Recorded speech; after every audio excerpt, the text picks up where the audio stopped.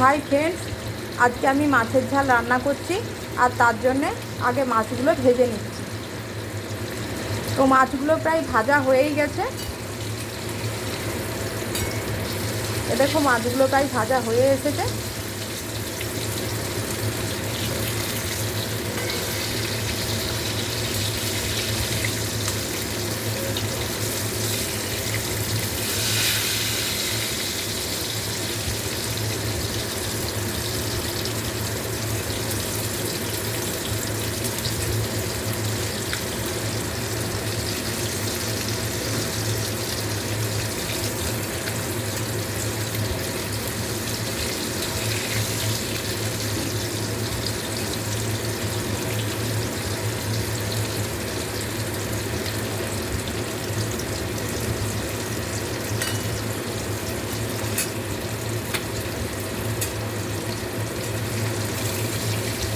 একে একে মাছগুলো তুলে নিচ্ছি।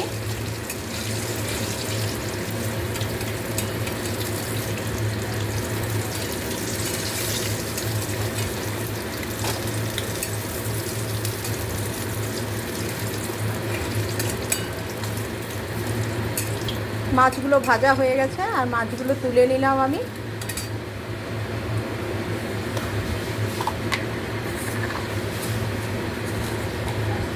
এবারে কড়াতে আমি কালো জিরে দিলাম। কালো জিরেটা ফ্রাই হলো। কালো জিরেটা ফ্রাই হওয়ার পরে আমি সর্ষে, পোস্ত, কাঁচা লঙ্কা, আদা একসাথে ব্লেন্ড করে রেখেছি, এটা দিয়ে দিলাম।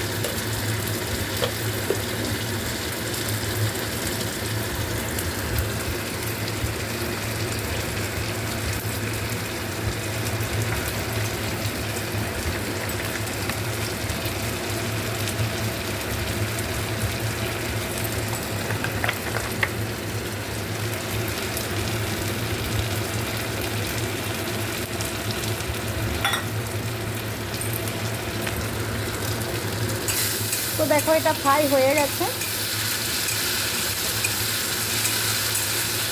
খুব ভালো মতো এটা ফ্রাই হয়ে গেছে।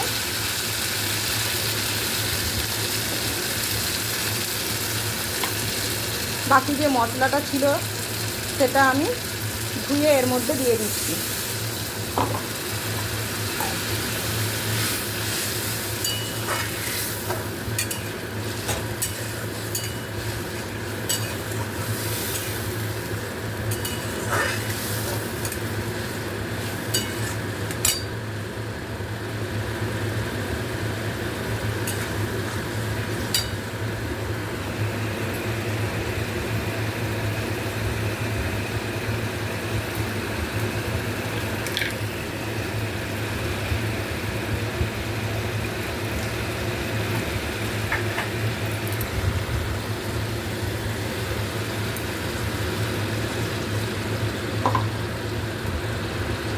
আর একটু জল দিয়ে দিলাম। এক হাতে ক্যামেরা করছি আর এক হাতে রান্না করছি, তো ওই জন্য একটু নড়ছে, ঠিক আছে।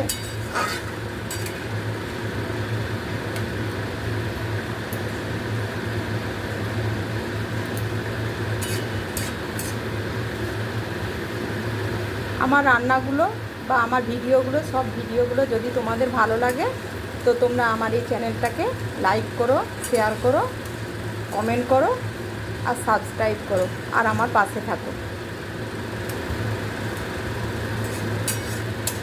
তো এটা ঝোলটা ফুটে গেছে। ফুটে যাওয়ার পরে আমি মাছগুলো এর মধ্যে দিয়ে দিচ্ছি।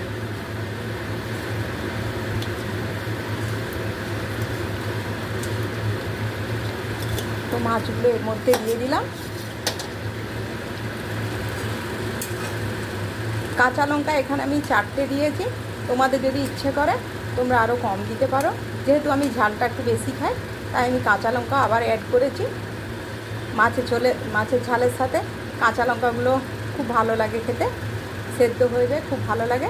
আর আমি আবার কাঁচা লঙ্কা এর সাথে মানে সর্ষে পোস্ত যখন বেটেছি এর সাথেও কিন্তু কাঁচা লঙ্কা দিয়েছি। তোমরা ঝালটা তোমরা যতটা খাও সেই বুঝে কিন্তু দিও।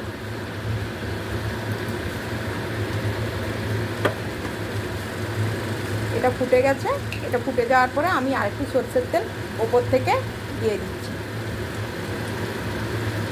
ওপর থেকে আরেকটু সরষের তেল দিয়ে দিলাম। তারপরে গ্যাসের নোবটা অফ করলাম। হয়ে গেছে আমার মাছের ঝাল রান্না। এটা গরম ভাতের সাথে খেয়েও তোমরা বিভিন্নভাবে মাছের ঝাল করে থাকো।